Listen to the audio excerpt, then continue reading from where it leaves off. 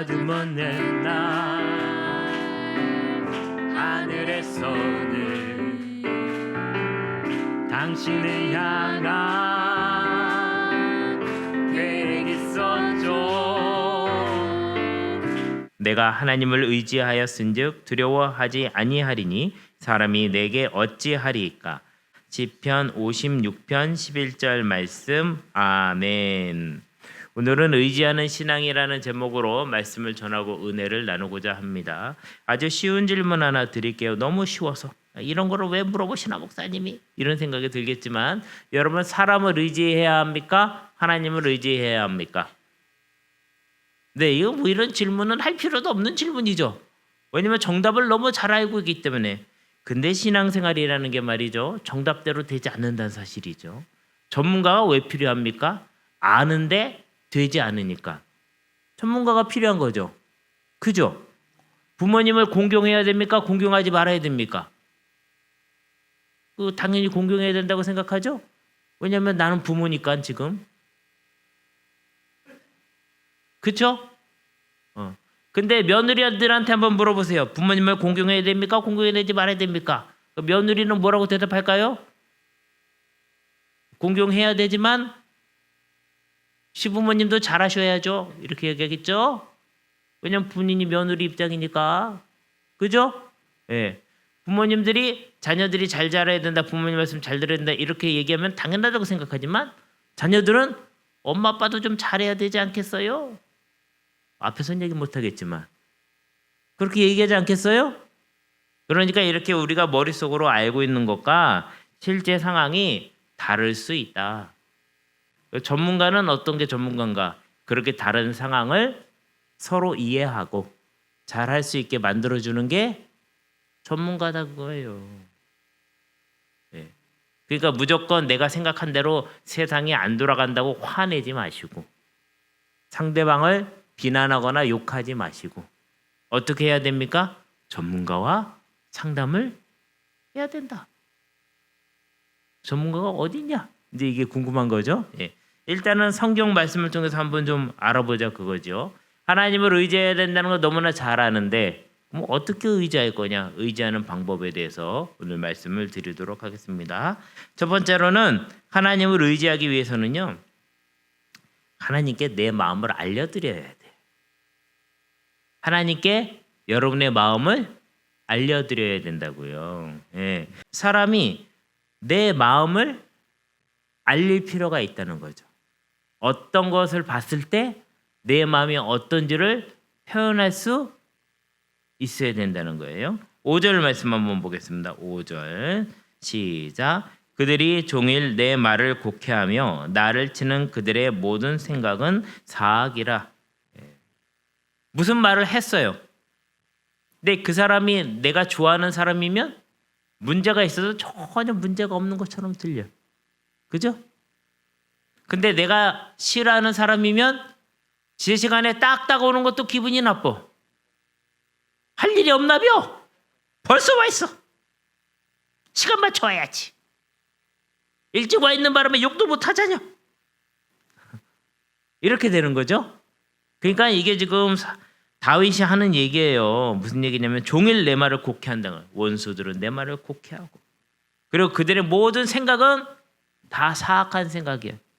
실제로 사람들이 사악한 생각을 늘 할 때도 있지만, 내가 싫어하는 사람은 왠지 그 사람도 나를 싫어할 것 같고, 내가 싫어하니까 그 사람의 머릿속에는 나를 싫어하는 생각만 가득 차 있을 것 같은 거죠. 실제로 그럴 수도 있고 아닐 수도 있는데, 내가 그 사람을 싫어하면 그렇게 들리고 보인단 말입니다. 근데 중요한 것은 이러한 나의 마음속에 일어나는 그 일들을 하나님께 말씀을 드려야 돼요. 만약 여러분 중에 누구 싫어하는 사람 있잖아요. 여러분이 나를 싫어하는 사람도 있나? 조금 눈빛이 수상한 사람이 한 명 정도는 있지만 일단 남으세요. 네, 일단 남아요. 있을 수 있지만 그거를 하나님께 말씀드릴 수 있어야 돼요. 하나님 아실까요? 모르실까요? 여러분은 여러분의 자녀들의 생각을 압니까? 모릅니까? 알죠? 뒷꼭지만 딱 봐도 알잖아요. 제가 나에 대해서 무슨 생각 갖구나. 딱 알잖아요. 그런 것처럼 하나님도 여러분의 속마음을 알고 계세요. 하나님께 말씀드려야 돼. 하나님, 제가 사실은 아무개 집사 권사가 너무 싫습니다. 나를 쳐다보는 것도 싫고 같은 속해 있는 것도 싫고 내년에는 다른 속이 되게 하여 주시옵소서. 이렇게 기도하고 싶단 말이죠. 예. 그런 거를 말씀드릴 수 있어야 돼. 하나님께. 감추면 안 돼요. 감추면 왜곡이 됩니다. 말씀드리는 여러분 되시기를 바랍니다.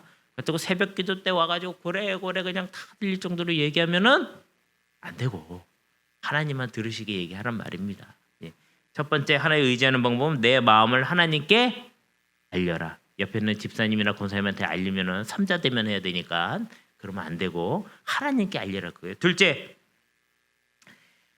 하나님의 마음을 보여주세요라고 요청을 해라. 내 마음을 하나님께 말씀드렸죠? 그러면 그 다음에는 하나님의 마음은 뭡니까? 저한테 좀 알려주십시오라고 하나님께 요청을 해야 돼요. 그 내용이 뭐냐면 여기 바로 9절에 나와 있는 말씀이에요. 9절 말씀 한번 읽어볼까요? 시작. 내가 아뢰는 날에 내 원수들이 물러가리니 이것으로 하나님이 내 편이심을 내가 아나이다. 자, 우리도 이런 기도 많이 하죠. 하나님, 제가 올 연말까지만 여기 교회 다니고 안 다닐 겁니다. 근데 하나님, 혹시 속회 때 그 인간이 다른 속회로 가면 그게 하나님이 저를 도와주시는 줄 알고 저는 계속 다니겠습니다. 이 사람을 다른 성교회로 옮겨주시면 제가 2026년에도 모래나 감리교회를 다니겠습니다. 이런 기도를 하는 사람이 있나 봐요. 갑자기 얼굴이 심각해진 거 보니까. 없어요? 근데 없어요? 없다고 너무 큰 소리로 얘기하니까 있는 것 같잖아. 또 너무 강하게 부인하면은 뭔가 있는 것 같은 느낌이 들잖아요. 이럴 때는 그런 척 아닌 척, 대답하는 척 아닌 척 이렇게 해야지 있는지 없는지 헷갈리지. 예. 그럴 수 있단 말이죠. 우리 마음속에. 그래야지 하나님이 내 편인 것 같잖아요. 그러니까 여기 다윗도 그런 얘기 하는 거예요. 내가 주님께 아뢰는 날에, 기도하는 날에 내 원수들이 물러가리니, 내 원수들이 물러가면 그때 하나님이 내 편이시구나 라는 걸 알겠다는 거죠. 하나님이 내 편 안 들어주실 때가 있어요? 없어요? 있는 것 같죠. 예, 우리 확실하게 대답해줘. 있는 것 같다 이렇게 얘기하시잖아요. 그러니까는 하나님이 내 편이 아닌 것 같을 때가 있는 거죠. 왜? 내 기도를 안 들어주니까. 근데 중요한 건 이렇게 한번 내 편을 들어달라고 얘기하는 것 자체가 굉장히 마음이 건강한 사람이다. 이런 거 얘기하면 큰일 날 줄 알지만 이거 다 얘기했잖아요. 했어요, 안 했어요? 했죠? 그럼 우리도 할 수 있어요, 없어요? 해야죠. 이런 거 하면 안 됩니다. 뭐 이럴 거예요? 그러면 마음속에 계속 담아놓잖아요. 그럼 나중에 그게 뭐 되는지 아세요? 화병이 돼, 화병. 가다 보니까 거기 의원 앞에 써있대. 화병 전문 이렇게. 마음속에 꽁꽁 담아놓고. 예? 해결이 안 된다고 봅니다. 썩은 거는 버려야지 해결이 되는 거지. 하나님 앞에 내놓으라 그거예요. 하나님 이거 들어줘야지 내 편인 줄 알겠는데. 자녀들도 몇 명 있으면 자녀들이 싸워. 둘이 싸워. 싸우면 사실 보면은 누가 잘했는지 잘못했는지 알아요, 몰라요? 알죠? 그래서 자잘못을 따져주면은 그 자녀들이 아이고 우리 어머니가 솔로몬이로구나. 아이씨구나 좋구나. 엄마 말을 들어야지 살겠구나. 이러고 듣는 자녀가 있어요, 없어요? 없잖아요. 왜 내 편 안 들어주고 오빠 편 들어주냐? 왜 내 편 안 들어주고 동생 편 들어주냐? 그리고 섭섭해하죠.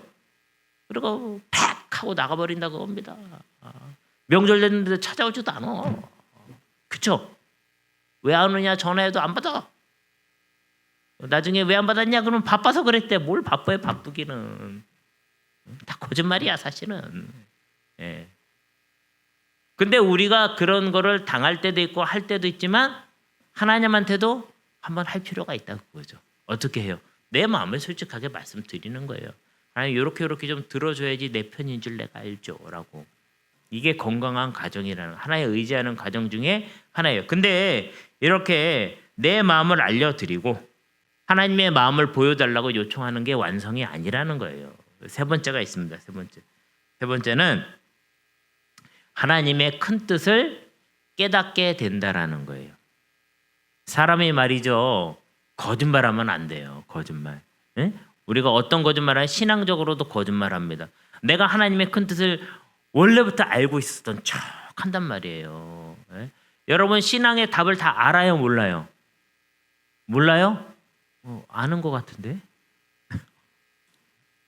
근데 우리가 모르는데 아는 척 하잖아요. 그래서 뭐라면 아이고 하나님의 뜻이 있겠지. 근데 속에서는 막 싸워. 막 싸워. 하나님이 내 말도 안 들어주고 섭섭하다. 저 사람은 이렇게 싹 빠지면 좋겠다. 그러면서 하나님한테 내 마음도 막 숨겨요. 하나님 앞에 거룩한 척, 나는 성숙한 척, 나는 다 아는 척하고 하나님께 기도드린단 말이에요. 그럼 그게 어떤 기도가 돼요? 가식적인 기도가 되는 거예요. 어떤 사람들은 부정적인 얘기는 절대 하면 안 된다 이렇게 얘기했는데 아니 부정적인 게 이 안에 있어요. 실제 마음은 그게 아니에요. 하나님한테도 마음을 속여요. 그럼 하나님이 우리를 만날 때 하나님이 우리를 보면서 얼마나 안타깝겠어요. 그렇죠? 아프면 아프다, 싫으면 싫다, 좋으면 좋다. 좋은데 이것 때문에 안 좋다. 그리고 하나님이 이렇게 안 해줘서 섭섭하다. 아니 이런 얘기를 해야지 뭔가 해결이 될 거 아닙니까? 그러니까 여러분 하나님 앞에 그 이야기를 할 수 있어야 되는데 다윗은 그 이야기를 하는 사람이라는 거예요. 하나님, 제 마음이 이렇습니다. 하나님 이렇게 들어줘야지 내 편인 줄 알겠습니다. 근데 이 과정을 겪다 보니까 다윗이 뭘 깨달았느냐? 13절의 말씀을 깨달았다 그겁니다. 13절 같이 읽겠습니다. 시작. 주께서 내 생명을 사망에서 건지셨음이라. 주께서 나로 하나님 앞 생명의 빛에 다니게 하시려고 실족하지 아니하게 하지 아니하셨나이까. 아무것도 바뀐 상황이 없어요. 근데 다윗이 자신의 생명이 사망에서 건져졌다라고 얘기를 하고 그리고 하나님 앞에 생명의 빛에 다니게 하시려고 실족하지 않게 했다 그거예요. 사람이 다니면서요 실족하는 게 큰 문제가 되는 거죠. 제가 어깨가 아파가지고 몇 년 동안 고생을 했는데 의사 선생님한테 물어봤더니 어깨가 아프냐 안 아프냐를 알려면은 이렇게 발을 앞뒤로 이렇게 일자로 딱 놓은 다음에 눈을 감고 서 있어 보래요. 균형을 못 잡으면 어깨에 문제가 있다는 거예요. 여러분도 해보세요. 근데 누가 옆에 잡아줄 사람이 있어야 돼. 눈 감고 혼자 넘어지면 큰일 나잖아요. 머리 다치면. 누가 잡아줄 사람이 있어서 한번 해보세요. 그러니까 사람이 어깨가 아프면 걷는데 문제가 생기는 거예요. 걷는데 문제 생기면 다리도 아프고 허리도 아프고 다 아픈 거예요. 그래서 어깨가 참 중요한 거구나 라는 것을 알게 되거든요. 그러니까 사람이 실족하지 않다라는 건 균형을 잘 잡고 간다는 소리예요. 신앙에도 균형을 잘 잡을 필요가 있어요. 인간관계도 균형을 잘 잡을 필요가 있습니다. 너무 멀어져도 문제지만 너무 엎어져서 지내도 문제가 되는 거예요. 그렇죠? 네. 누구 욕하고 싶으면 엎어져서 지내는 사람한테 가서 하면은 욕이 저절로 나와. 너무 잘 알기 때문에. 네. 그래서 사람은 균형을 잡는 일이 참 중요한데 신앙에 있어서도 균형을 잡는 일이 중요하다는 거예요. 다윗은 자신의 마음을 말씀드리고 하나님의 마음을 알기를 원했는데 결국에는 그런 과정을 통해서 어디에 도달하게 되었느냐? 하나님은 내가 생각한 것보다 더 큰 뜻이 있구나. 하나님을 의지해도 되겠구나. 사람이 말이죠. 무조건 믿는다고 말하는 거는 문제가 있는 거예요. 여러분도 결혼할 때 물어보지. 여기 결혼 안 한 사람 없죠? 다 했죠? 다 했죠? 다 했죠? 예. 결혼할 때 물어보잖아요. 너는 내가 왜 좋냐? 이렇게 물어보잖아요. 그러면은 뭔가 합당한 이유가 있어야 됩니다. 합당한 이유가 없이 무조건 좋다. 이게 좋은 거는 맞기는 맞는데 의심스럽죠? 의심스러운 거예요. 확실한 이유가 있어야 돼. 무조건 좋다. 뭐가 좋은지 자기 마음속에 모르는 거예요, 잘. 그렇기 때문에 갑자기 어느 날 딴 여자가 무조건 좋을 수도 있는 거예요. 이런 생각은 안 해보셨어요? 안 해보셨죠? 예. 그러니까 내 마음을 내가 컨트롤하고 있어야 되는데 그게 컨트롤이 안 되면 갑자기 누군가 나타나서 운명의 상대가 나타났다 그러면서 갈 수도 있는 거잖아요. 이런 생각을 안 해보셨어요? 네. 이게 바로 중년의 위기라는 거예요. 우리나라에만 있어요. 중년의 위기라는 게. 딴 나라에는 없어요. 우리나라만 있어요. 중년의 위기라는 게. 모든 상황이 좋고 상황이 편해졌는데 갑자기 운명의 어떤 사람이 나타나는 겁니다. 글로 가고 싶은 거예요. 그 얘기 뭐예요? 내 마음을 내가 모르니까. 마음을 정확히 아는 일이 엄청 중요하다. 그럼 누가 나를 싫어하면요, 왜 싫어하는지 물어봐야 돼요. 싫어하는 이유가 분명하지 않으면 그 싫어하는 거는 근거가 없는 싫어함이에요. 하나님이 좋으시잖아요. 좋은 이유가 분명하셔야 돼요. 솔직하셔야 돼요. 근데 무조건적으로 하나님이 좋은 적도 있기는 있죠. 왜냐하면 하나님의 사랑이 너무 크니까. 나는 죄를 졌는데도 하나님은 사랑한다고 그러고, 나는 하나님을 배반했는데도 하나님은 나를 사랑한다고 그러고, 나는 정말 보잘것없는 종대인데 하나님이 나를 너무 존귀하다고 하시고, 그럴 때 우리가 할 수 있는 행동은 뭐예요? 너무 좋다 하나님. 근데 다윗은 어디까지 이른 거예요? 하나님이 너무 좋은 데까지 간 거예요. 그 결국은 하나님의 사람은 얼만큼 크다는 거예요? 이유를 찾을 수 없을 만큼 크다. 근데 사람은 하나님이 아니에요. 사람은 마냥 좋지는 않아요. 무조건 좋은 것도 아니에요. 자, 그래서 오늘은 하나님을 의지하는 신앙에 대해서 배워보았습니다. 하나님을 의지하는 신앙이 되는 여러분 되시기를 주님의 이름으로 축원합니다. 당신